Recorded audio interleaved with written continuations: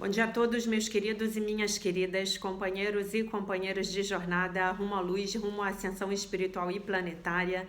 Tudo bem com vocês, meus amores? Então, hoje é segunda-feira, dia 24 de julho de 2023 e nós vamos juntos aqui dar continuidade ao nosso trabalho de jornada de cura da criança interior através dos ensinamentos de Um Curso em Milagres, né? Daqui a pouco, se Deus permitir, eu tô voltando para o nosso amado Brasil, né? Como vocês podem ver, tô toda encasacada aqui, tá um frio do capeta aqui nessa cidade, né? E nós vamos dar início ao nosso vídeo com a leitura e o comentário da lição de hoje. Continuamos na nossa revisão 6. A espinha dorsal da nossa revisão é o pensamento: eu não sou um corpo, eu sou livre, pois ainda sou como Deus me criou. E confesso a vocês que esse pensamento está me ajudando muito neste momento de lesão no meu tornozelo, né? Tô bem melhor, mas tô sentindo dor ainda, enfim, né? Então, eu não sou um corpo, eu sou livre, pois ainda sou como Deus me criou. E hoje nós revisamos a lição 185. Quero a paz de Deus. Eu quero, meu Deus, me dê a sua paz. Eu peço pela sua paz, meu Deus. Quero a paz de Deus. A paz de Deus é tudo o que eu quero. Ah, não preciso de mais nada, que bom. A paz de Deus é a minha única meta, o objetivo de toda a minha vida aqui, o fim que busco, meu propósito, minha função e minha vida enquanto eu habitar, onde não estou em casa. Então, onde é que eu não estou em casa? Aqui, na Matrix, no metaverso, né? Eu não estou em casa aqui. Eu não estou em casa. Aqui não é a minha casa, aqui não é o meu lar. Aqui é simplesmente um metaverso onde eu resolvi que eu ia efetivamente brincar, saltitar no holograma, como dizia a esposa do nosso amado Dr. Kenneth Wapnick, tá? Então, não estou em casa aqui. Eu não sou um corpo, eu sou livre, pois ainda sou como Deus me criou, tá bom? Muito bem. Com relação à prática da lição, nós não vamos falar sobre esse assunto hoje. Quem quiser, volta lá no dia 185 da nossa jornada de cura da criança interior, tá bom? E veja a prática com a sua criança interior. Passamos então para a leitura do texto da Marianne Williamson, do livro A Year of Miracles, Daily Devotions and Reflections.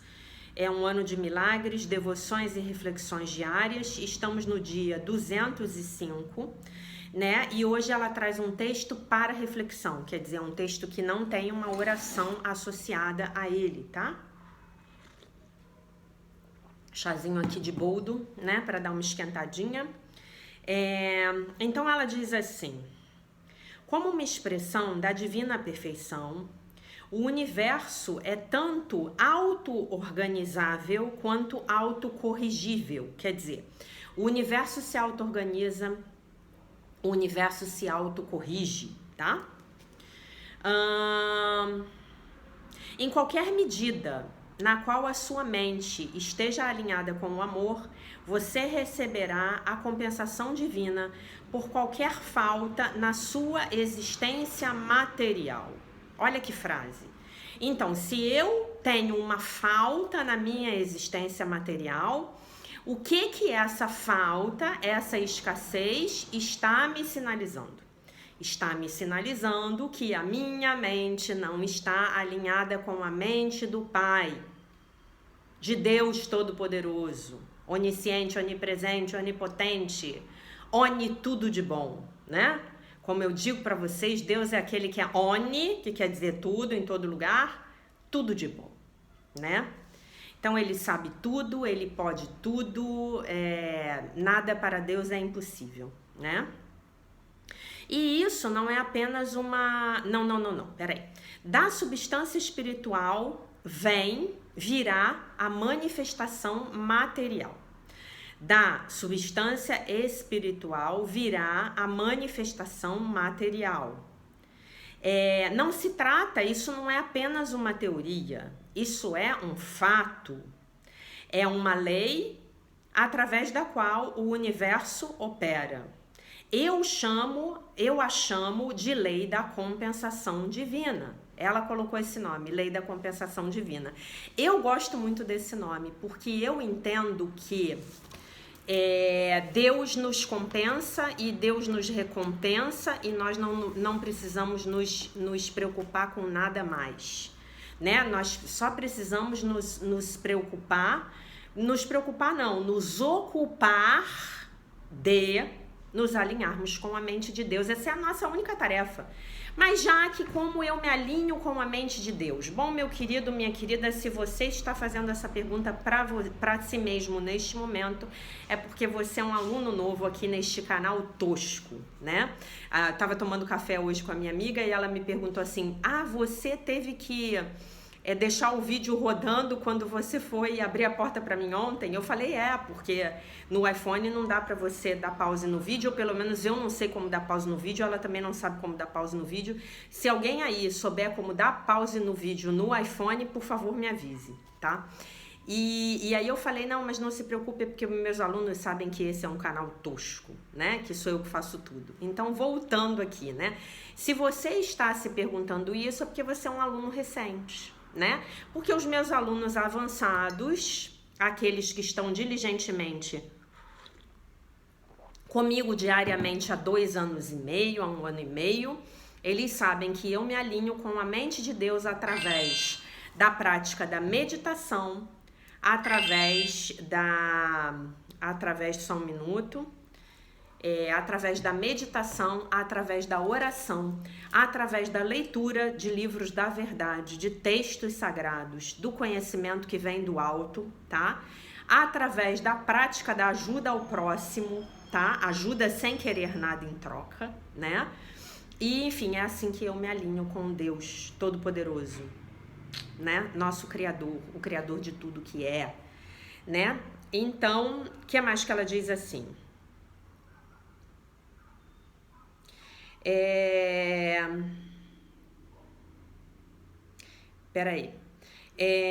Há leis que são objetivas e discerníveis, né, e que governam os fenômenos externos. Então, enquanto há leis que são objetivas e discerníveis e que governam os fenômenos externos, também há leis objetivas e discerníveis que governam os fenômenos internos, né? Então, esse aqui é o barato, e esse aqui é o barato que o ego não quer que a gente descubra, né? O ego não quer que nós descubramos as leis da vida, porque quando nós descobrimos as leis da vida, ele, ego, fica exposto. Não quer isso, tá? A lei da gravidade, por exemplo, não é apenas uma crença, e ela bota crença entre aspas. A lei da gravidade, ela é verdadeira, independentemente de se você acredita nela ou se você não acredita nela. As leis espirituais não são apenas crenças da mesma forma. Elas são descrições de como a consciência opera. Uma vez que nós conheçamos essas leis, essa lei, né, da compensação divina, de que há uma tendência natural do universo de melhorar todas as coisas, claro. O que impede o universo de melhorar todas as coisas? O que impede o universo de melhorar todas as coisas continuamente? São os nossos filtros egóicos. As nossas programações egóicas, elas impedem que o nosso universo seja diariamente melhorado, né? Quando nós retiramos esses filtros, entregamos esses filtros lá nas mãos do Todo-Poderoso, então o universo, ele melhora a si mesmo automaticamente, tá? Uma vez que nós conheçamos essa lei, então, que há uma tendência natural do universo de melhorar todas as coisas, então nós nos inclinamos naturalmente para os braços de Deus e permitimos que Deus nos eleve.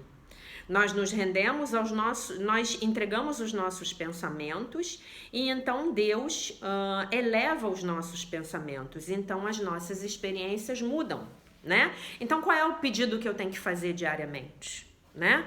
O pedido que eu tenho que fazer diariamente é, por favor, meu Deus, eu te entrego aqui os pensamentos do meu ego e peço que você os substitua pelos seus próprios pensamentos.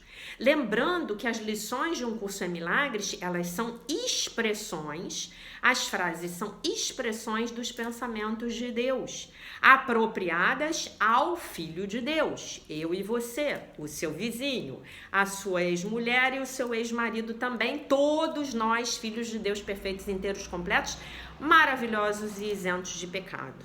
Então, todo dia eu posso entregar um pensamento do meu ego para Deus e falar para ele, agora me dê o seu pensamento. Né? E hoje ele me dá 2 pensamentos belíssimos. Eu quero a paz de Deus. É isso que eu quero. Quando eu falo isso, eu me lembro.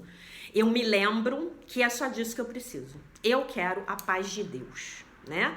E o outro pensamento, que é aquele pensamento magnânimo, maravilhoso, que a gente vai tatuar aqui no nosso pulso, que diz assim, eu não sou um corpo, eu sou livre, pois ainda sou como Deus me criou. Né? Esse pensamento ele é profundamente libertador, tá bom, meus amores? Então, sobre a lei da divina compensação, eu tenho uma observação para fazer com vocês da qual eu não posso me esquecer. E que observação é essa? Existe um livro inteiro de Marianne Williamson chamado A Lei da Compensação Divina. Esse livro ele foi publicado em português, numa edição muito bonita, de capa dura. Ele é lindo, esse livro, tá? Tá disponível para vocês comprarem. Vocês podem ir na estante virtual e comprar ele, vai custar, sei lá, R$20. E eu aconselho vocês fortemente a lerem esse livro. Como vocês já sabem, eu aconselho vocês fortemente a lerem toda a obra de Marianne. Quase toda a obra de Marianne está traduzida, tá? O principal livro de Marianne é Um Retorno ao Amor. Tá esgotado, hoje custa R$300 você comprar um exemplar usado. E eu preciso que alguém aí que tenha mais de um, por favor, faça um PDF e mande pra gente, tá? Infelizmente eu não posso fazer porque eu só tenho um. Se eu for preparar o PDF eu vou destruir o meu exemplar, né? E eu tenho um respeito pelos livros que realmente transcende todo o entendimento, tá bom? Bom, meus amores, ontem nós falamos sobre a questão de criarmos expectativas em relação aos outros. E depois, quando esses outros não correspondem às nossas expectativas, nós nos sentimos feridos, traídos, frustrados, abandonados, né? O que é importante mencionar aqui, porque eu não quero que nenhum de vocês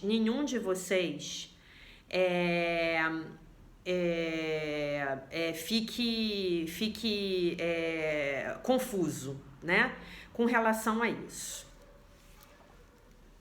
O que é importante dizer para vocês aqui? Nós não estamos tentando de forma alguma minimizar a importância das traições que nós passamos no nosso dia a dia, né? Essas traições podem ser, tô chamando aqui de traições com muitas aspas, dentro do nosso contexto de jornada de cura da criança interior, tá bom?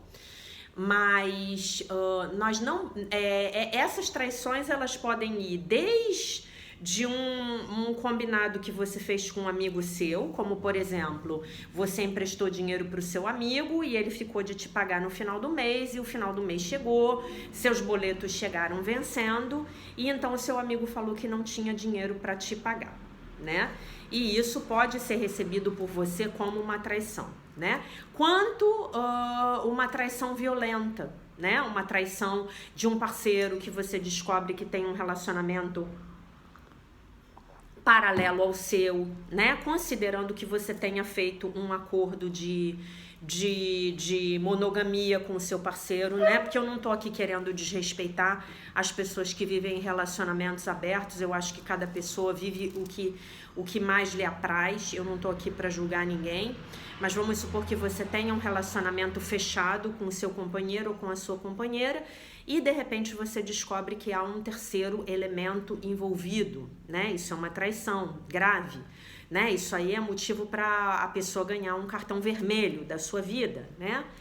E lembrando também que para a criança, algo que para um adulto pode ser muito bobo, como seu amigo ligar para você e falar, olha, hoje eu não vou poder sair com você pra gente pegar aquela sessão de cinema, porque eu tive um imprevisto e eu vou ter que fazer outra coisa. né? Isso para um adulto, o adulto tem uma estrutura egóica, uma estrutura de personalidade, agora falando de ego no sentido psicanalítico, que permite a ele que lide bem com esse contratempo. A criança não, a criança ela vai se sentir traída, ela vai se sentir menos importante, ela vai se sentir muito frustrada, enfim. Então, o que eu quero dizer aqui para vocês é que no estudo dessa ferida, nós precisamos ter o entendimento de que isso nasce lá na nossa infância, tá? E de que sim, infelizmente, porque nascemos e crescemos todos nós em famílias disfuncionais, os nossos pais, de um modo geral, eles estão mal com os seus parceiros, o homem tá mal com a esposa, a mulher tá mal com o marido, e aí, em vez de sentarem de uma maneira madura para tentar resolver a melhor maneira de acertar aquela relação, começam a utilizar a criança para que esta criança supra as suas necessidades emocionais. Esse é o cerne da ferida da traição. Se estabelecem vínculos transgeracionais que não deveriam ser estabelecidos. É o início do que se chama de incesto emocional, né? O que é um incesto emocional? Não há um abuso físico, não há um abuso sexual, mas aquela criança ela está sendo cooptada, digamos assim, para atender às necessidades emocionais de um adulto. Então vejam que coisa trágica. A criança, ela é muito pequena. O adulto, ele tem força do ego psicanalítico para lidar com aquilo que está acontecendo, a criança não, né? E quando a criança, no fim das contas, ela percebe que o outro progenitor, o progenitor do mesmo sexo, continua sendo o favorito do papai ou da mamãe, aí ela se sente muito traída, que ela já foi usada, né? O sentimento da traição vem do sentimento do uso, né?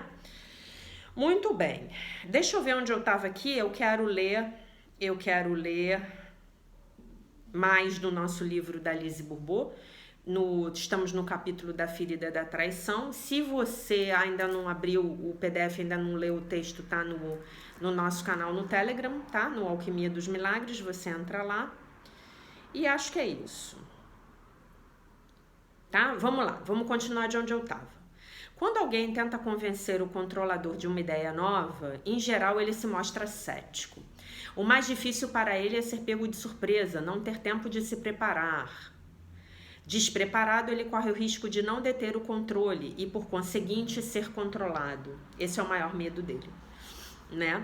Como, para ele, o fator surpresa é uma emoção difícil de ser vivenciada, sua primeira reação é retirar-se e ficar em estado de alerta. Claro, ele é controlador, né?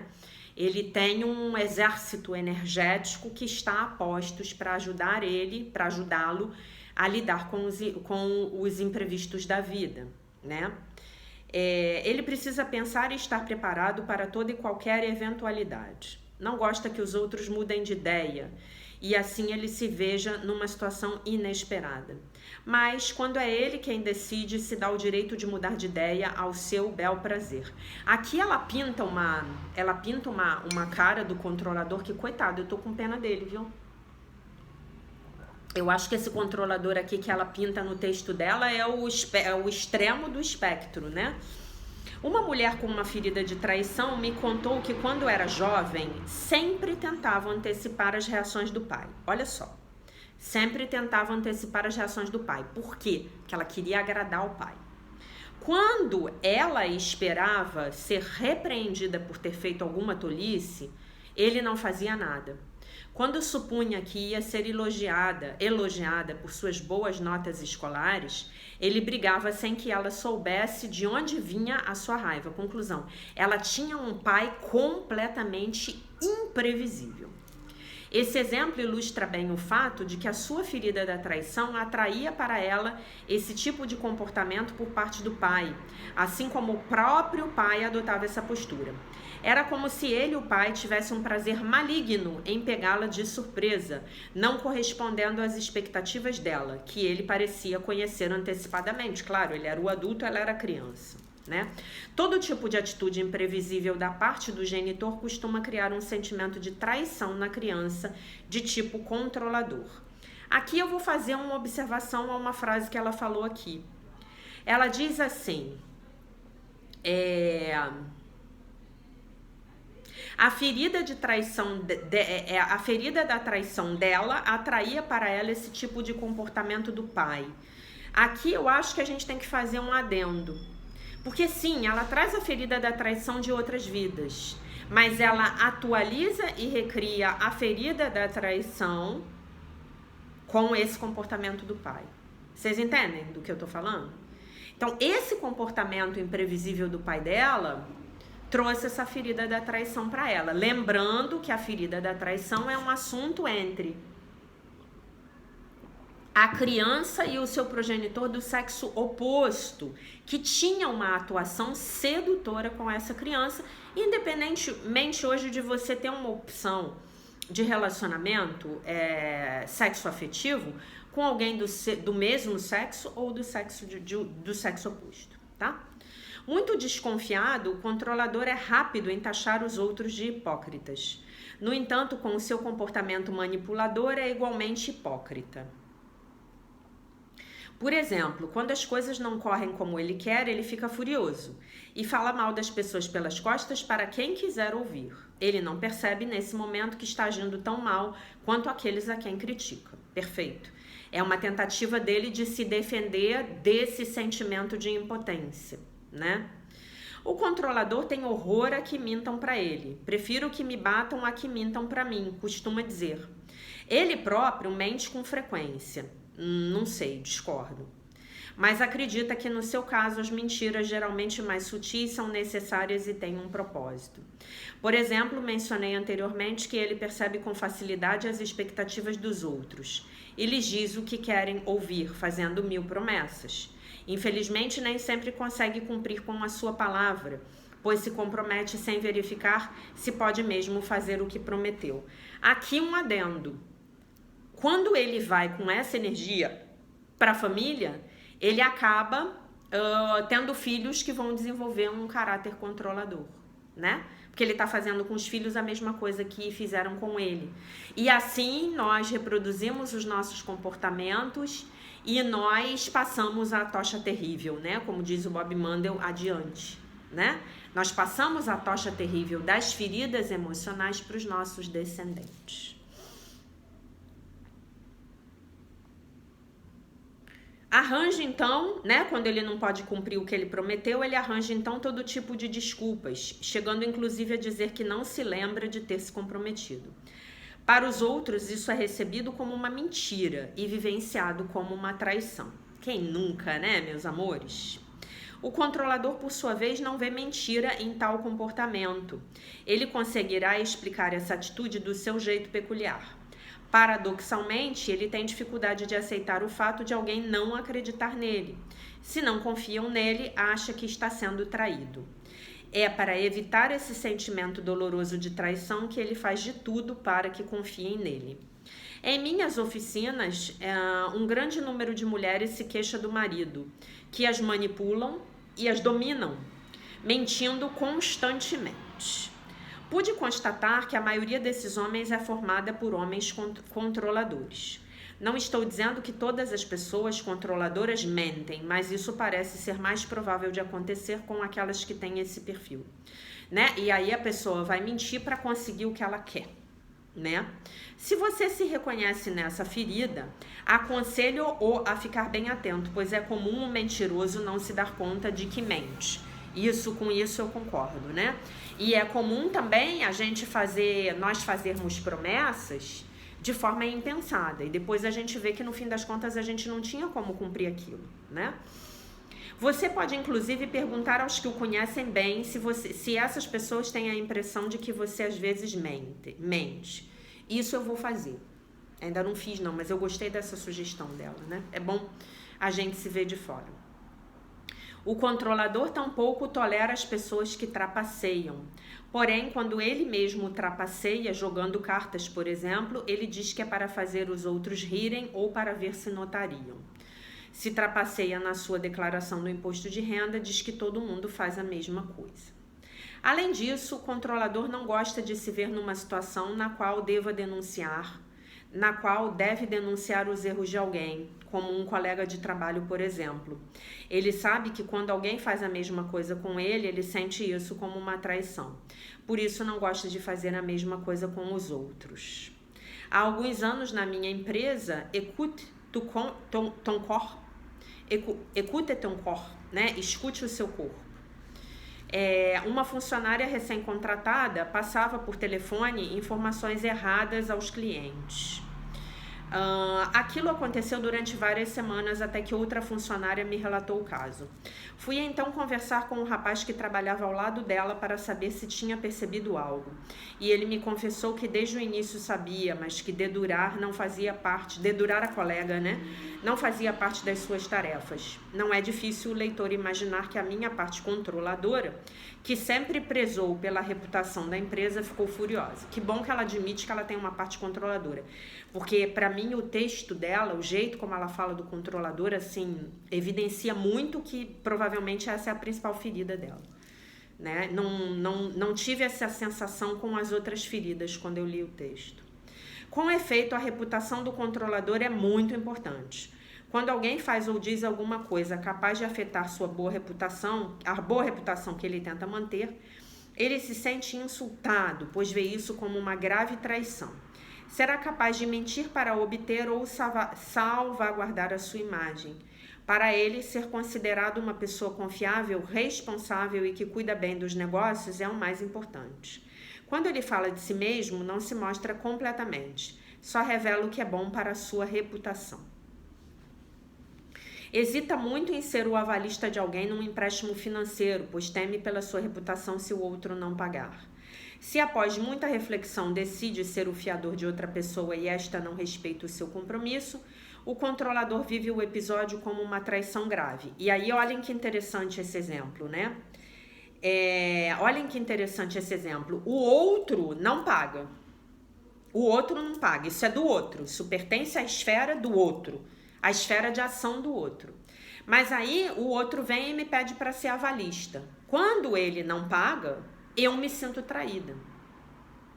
Mas, na verdade, o que é mais legal de a gente examinar aqui, do ponto de vista de um curso a milagres, é que muito provavelmente, a minha intuição me disse para eu não ser avalista daquele fulano. Mas eu me traí e fui avalista do fulano. E aí, quando o fulano não paga a conta e o credor vem me cobrar, eu me sinto traída. Por quem? Pelo fulano. Mas, na verdade, eu me traí primeiro. Vocês entendem? É tipo aquela mulher que se casa com um namorado que traiu ela o namoro inteiro. Inteiro ele traiu ela.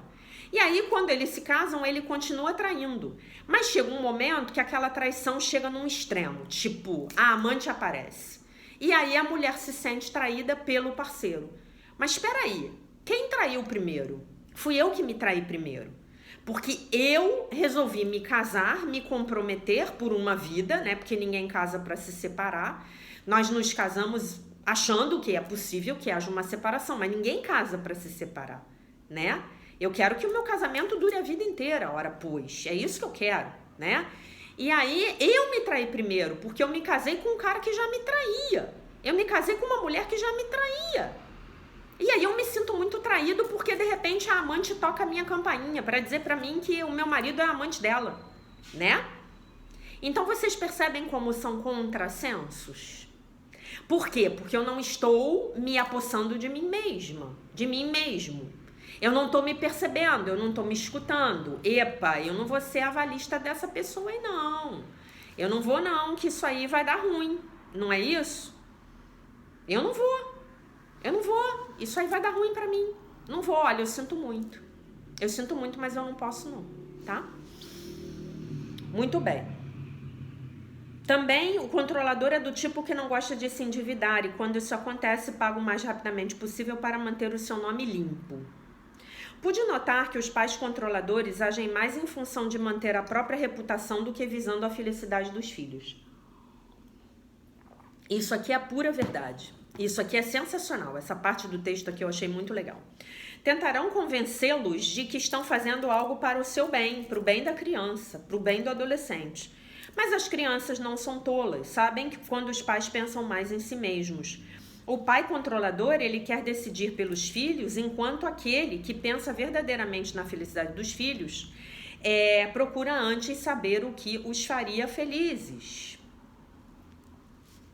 As pessoas controladoras não gostam de se ver numa situação em que ficam sem respostas. É por essa razão que prezam o conhecimento e gostam de aprender sobre muitos assuntos.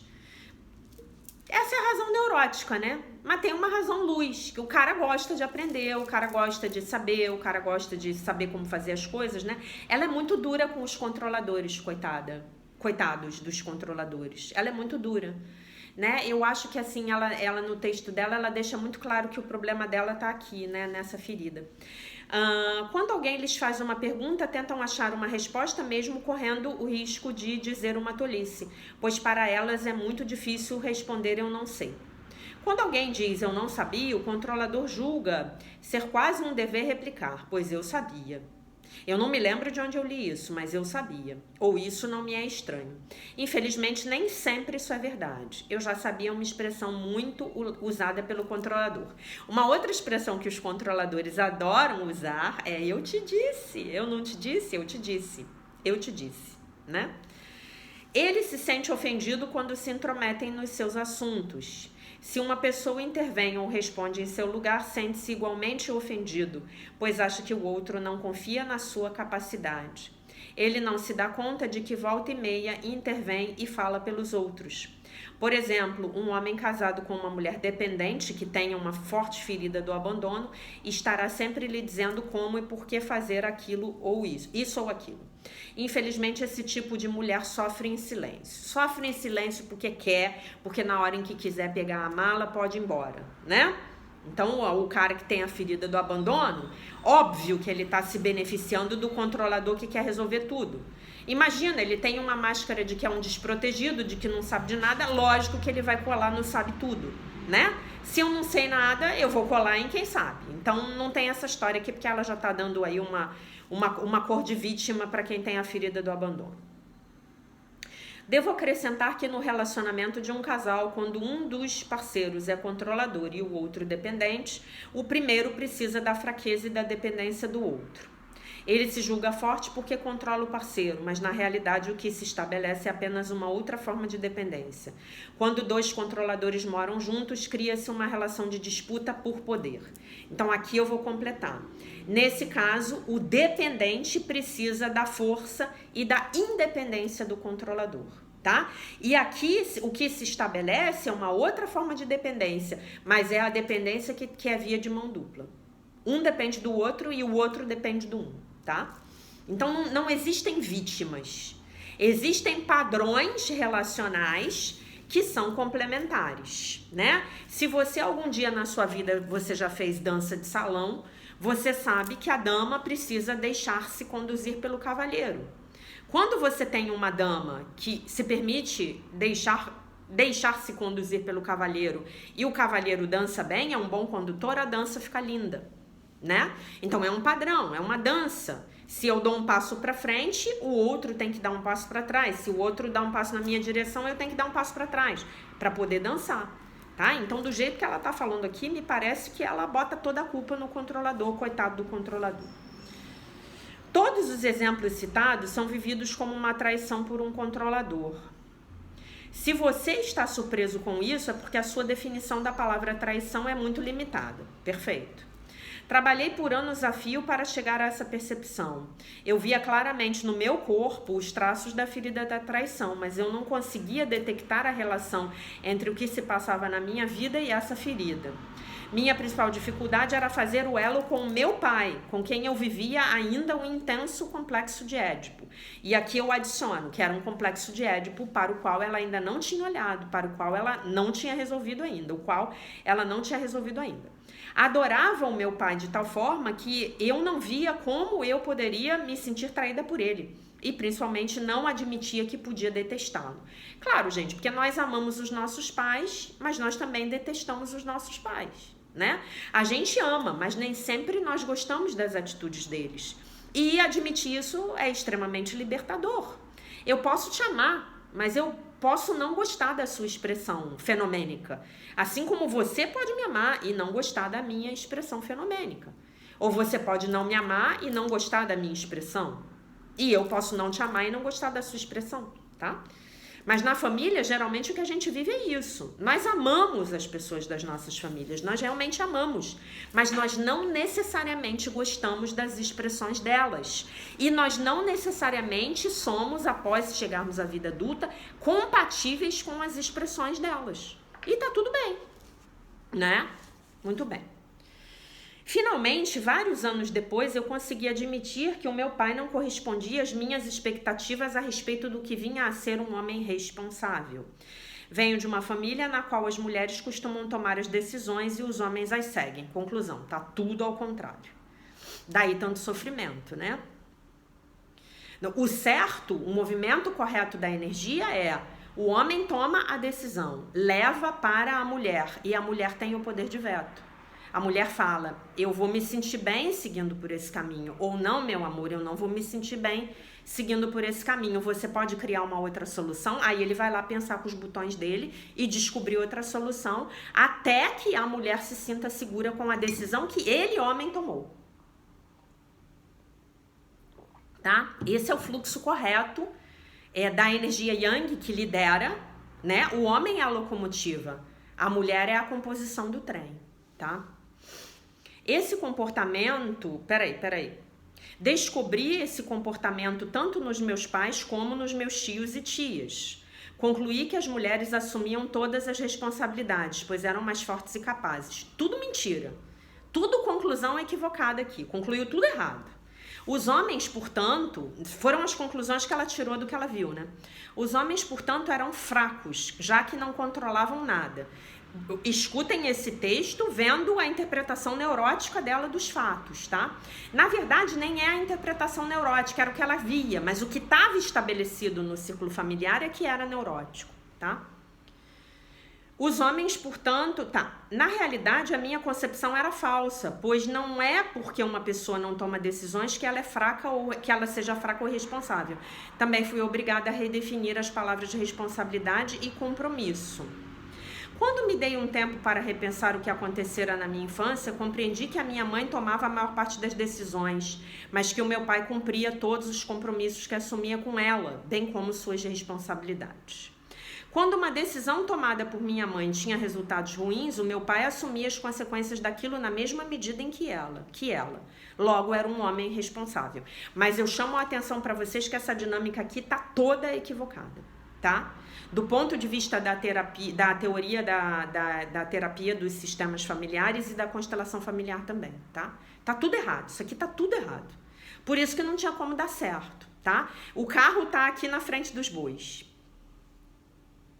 Para compreender a noção de responsabilidade, atraí para mim um primeiro marido e 2 filhos, que eu considerava irresponsáveis e que eu tentei controlar durante muito tempo, até perceber que eu tinha essa opinião geral sobre todos os homens, né? Ela tinha essa crença dentro dela. Os homens são fracos, os homens são irresponsáveis, os homens são incapazes. E isso é meio que uma epidemia no momento geral que nós passamos pela humanidade, tá? Nós mulheres estamos com essas crenças e isso precisa ser limpo e corrigido, tá? Claro que isso vem de um histórico aí de abusos, enfim, de muita distorção da energia masculina, tá? Um dia eu vou fazer um vídeo só sobre esse tema para vocês poderem entender melhor. Isso explica porque eu tinha sempre um pé atrás com o sexo oposto, aliás, como todo controlador. Sim, todos os controladores têm um pé atrás com o sexo oposto. Para me ajudar a curar a ferida da traição, atraí para mim um segundo marido. Ele também portador dessa ferida, e aí ficavam se bicando. Graças a ele, pude verificar os meus progressos e reduzir a minha ferida. Constatei, então, uma grande diferença entre o meu comportamento com ele e o comportamento que eu tinha com meu ex-companheiro. Tá? Então, aqui eu paro, ela tá mudando de assunto, ela vai falar de compromisso. Tá? Então, o que é interessante que nós possamos entender? É que as nossas feridas emocionais, elas vão se retroalimentar. Eu projeto as minhas crenças, eu percebo uma realidade que com confirma as minhas crenças. E essa realidade que confirma as minhas crenças faz com que eu me aferre ainda mais a essas crenças, porque eu entendo que elas são reais. E aí eu vou projetar mais daquilo, mais do mesmo, como diria Renato Russo, né? Então essa ferida do controle, ela talvez seja a que vai deixar a gente mais egóico, no sentido mais comum do uso da palavra, né? A gente vai fazer de tudo para controlar a realidade, né? Então eu vou dizer para vocês que, já contei para vocês que essa ferida é muito forte em mim e que eu tô muito feliz como eu tô reagindo aí com relação ao acidente que me aconteceu, porque eu tô conseguindo fluir. Eu tô conseguindo ficar no momento presente e eu tô atraindo toda a ajuda que eu estou precisando no momento presente, né? Então é isso, é relaxar, é soltar o controle.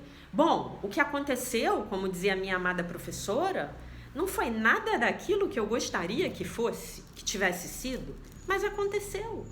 Então estamos aqui, abertas para vermos qual é a lição, qual é o movimento, o que está acontecendo, por que aconteceu aqui, por que não aconteceu no Rio de Janeiro, né? Por que aconteceu num momento tão especial da minha vida, no qual eu tô aqui cercada de pessoas que eu amo, para assistir meu workshop, né?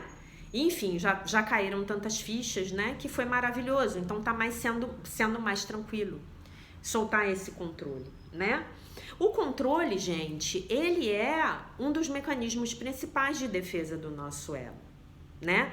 O ego, ele vive na ilusão de que se ele, ego, controlar tudo, então a vida para ele será mais fácil, mas isso é uma falácia, né?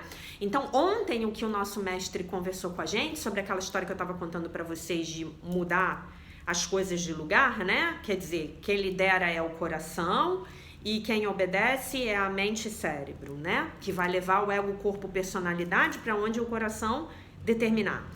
Então, o que acontece? O que ele falou ontem? Ele falou, gente, quando o ego se rende à sabedoria do coração, ele vê que a vida dele, ego, fica mais fácil, porque ele pode fluir com o fluxo da vida. Então é mais ou menos como se a vida fosse um rio, né? Tem uma escritora que eu acho que é Melody Beattie, que ela bem dá esse exemplo como uma metáfora e é lindo, né? Então é como se a vida fosse um rio. Mas esse rio, ele é tranquilo e tem um dia ensolarado e você tá fluindo por esse rio sem medo, né? Então você tá ali agarrado num galho, de repente aparece um colchãozinho para você pular em cima e você vai fluindo por esse rio. Porque quem tá te levando por esse rio é a sabedoria do teu coração. E você flui. E aí chega um momento que aquele tempo fecha, que cai uma chuva, mas então naquele momento a vida te leva para um abrigo naquele rio, né? Você vai para debaixo de uma árvore e, enfim. De repente você para nas margens para você poder sentir o odor das flores que estão nas margens do rio. E aí você vai fluindo. Então o que ele diz é o seguinte, que nós temos que ensinar os nossos egos que se o coração, a consciência crística, o ser real, o Filho de Deus, perfeito, inteiro, completo, maravilhoso, isento de pecado, está no comando, então o fluxo da vida será tranquilo, será bom, tudo vai dar certo, entendem? Então é basicamente isso, né? E aí a gente consegue soltar o controle, né? Pro ego soltar o controle sem ter onde se agarrar é aterrorizante. Mas quando eu me lembro que eu me agarro no Divino Espírito Santo e que ele cuida de mim e que ele me leva para onde eu tenho que ir e ele vai me ajudar a fluir com qualquer circunstância da minha vida, então eu posso ficar tranquila e fluir. Você pode ficar tranquilo e fluir com a vida, tá bom? Então lembrando que a nossa lição de hoje é quero a paz de Deus. Quero a paz de Deus. Eu não sou um corpo, eu sou livre, pois ainda sou como Deus me criou. Meus amores, meus queridos, minhas queridas, então se Deus quiser daqui a pouco eu tô voltando pro Rio, tá? E amanhã eu vou ter um dia um pouco ocupado, eu vou ter que ver se vou no hospital, enfim, não sei muito bem que horas o vídeo vai sair, eu vou ter que botar as coisas em ordem quando eu chegar em casa. Então não se preocupem comigo, tá bom? Eu agradeço muito a vocês pelos votos de boa viagem, de bom retorno, pelas orações que eu sei que várias pessoas estão fazendo aí pra mim. Isso é muito especial, essa energia tá chegando de vocês pra mim, eu agradeço muito. Eu me abro para receber, né? Com muita gratidão, e eu deixo vocês com a paz de nosso Senhor Jesus Cristo, com um beijo imenso. E se Deus quiser, nós nos vemos novamente amanhã. E amanhã nós vamos falar mais sobre essa ferida da traição. Até amanhã.